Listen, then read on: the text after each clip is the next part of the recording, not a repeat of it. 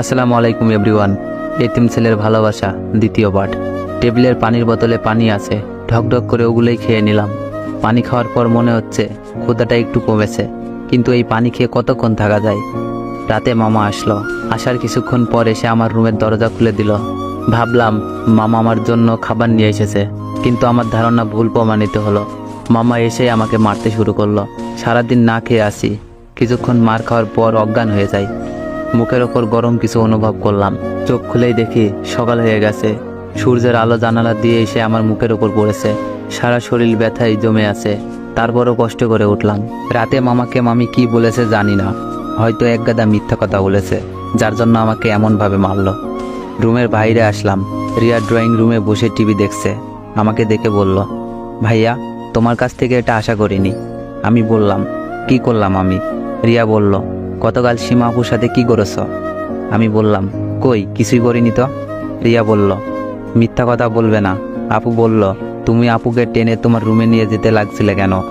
আমি বললাম, সত্যি বলছি, আমি এমন কিছুই করিনি, বিশ্বাস কর আমাকে। রিয়া বলল, তোমাকে বিশ্বাস করব নাকি আপুর চোখের পানিকে বিশ্বাস করব?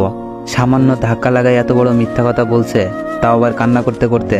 মানুষ কতটা নিচু হলে এমন কাজ করতে পারে? আমি রিয়াকে কিছু না বলেই রুমের বাইরে চলে আসলাম। ইচ্ছা করছে মরে যেতে, কিন্তু আত্মহত্যা তো মহাপাপ, এজন্য এখনো বেঁচে আছি।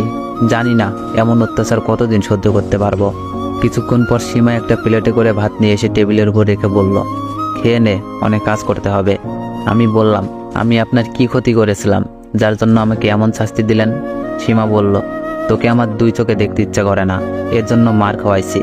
এখন তোকে যা বলবো তাই শুনবি, না হলে এর চেয়ে ভয়ানক কিছু হবে। আমি কিছু না বলেই তাড়াতাড়ি খাওয়া শুরু করলাম। খাওয়া শেষ করে প্লেট ধুয়ে রেখে আসি। এভাবে দিন কাটতে লাগলো। কয়েকদিন পর সীমা বলল, ওর রুম মুছতে হবে। রুম মোছা আমার কাজ না, আমি ওটা পারবো না। সীমা বলল, কি বললি ফকিন্নির বাচ্চা, পারবি না? বলে আমাকে থাপ্পড় মেরে দিল। আমার রাগ হয়ে গেল, দিলাম কষে কয়েকটা থাপ্পড়। অন্যকে মারার সময় খুব মজা লাগে, তাই না? সীমা কান্না করতে করতে চলে গেল। প্রতিদিন এত অত্যাচার আর ভালো লাগে না, যা হবার হবে। একটু পর সীমার সাথে মামি চলে এলো। এসেই কোনো কথা না বলেই ঠাস ঠাস করে থাপ্পড় মেরে দিল। আমার বোনের মেয়ের শরীরে হাত দেওয়ার মজা তোকে কড়াই গন্ডায় বোঝাবো। সীমা বলল, খালামণি, এই লুচ্চাটা আমাকে একা পেয়ে জড়িয়ে ধরছিল। আমি ছাড়ার চেষ্টা করছি, কিন্তু আমাকে থাপ্পড় মারছে। আর দেখো, আমার জামার হাতাও ছিঁড়ে দিয়েছে। আমি তাকিয়ে দেখি ওর সত্যি সত্যি ওর জামার হাতা ছেঁড়া। কিন্তু আমি এই কাজ কখন করলাম? আমি তো শুধু শুধু থাপ্পড় মেরেছি। মামি বলল, আজ এই বাসায় এই শয়তানটা থাকবে, না হয় আমি থাকবো। তোর খালু আসলে এর বিচার হবে। মামি সীমার সাথে চলে গেল। যাওয়ার সময় সীমা আমাকে মুখ ভেঙচি দিয়ে গেল। মামির ফোন পেয়ে মামা বিকালেই অফিস থেকে চলে আসে। এসেই আমাকে মারতে শুরু করলো। রিয়া এসে বাবাকে বাধা দিয়ে বলল, আব্বু থামো, আর মারলে ভাইয়া মরে যাবে। মামা বলল, তুই চুপ কর। আজ সীমার সাথে কিছু করার চেষ্টা করেছে, কাল বাসায় তোকে একা পেয়ে তোর যে ক্ষতি করবে না, এর কি কোনো গ্যারান্টি আছে? ওর মতো কুলাঙ্গার বেঁচে থাকার চেয়ে মরে যাই ভালো। মারের চোটে চোখ দিয়ে পানি গড়িয়ে পড়ছে, কিন্তু গলা দিয়ে কোনো আওয়াজ বের হচ্ছে না। অনেক পানি পিপাসা লেগেছে। কোনো মতে বললাম, পানি। মেঝেতে পড়ে আসি। মামা বেল দিয়ে মেরেছে, পিঠ কেটে রক্ত বেরোচ্ছে।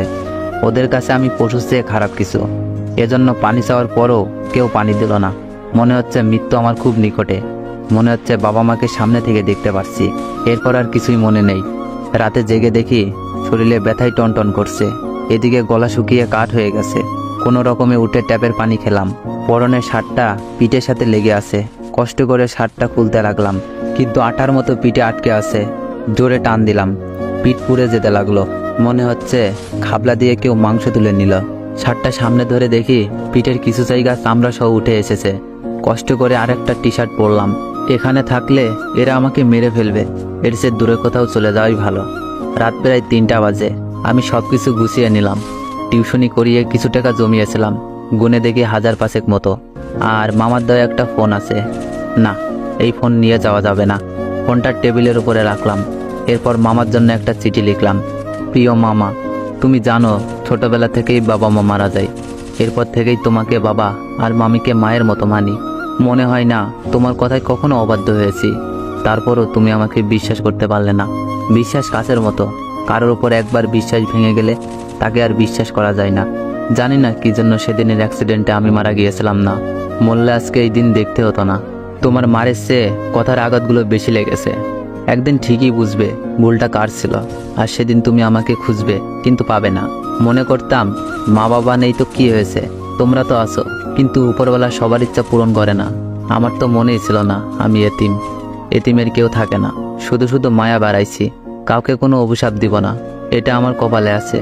যাই হোক, মামি আর আমার ছোট বোনটার খেয়াল রেখো।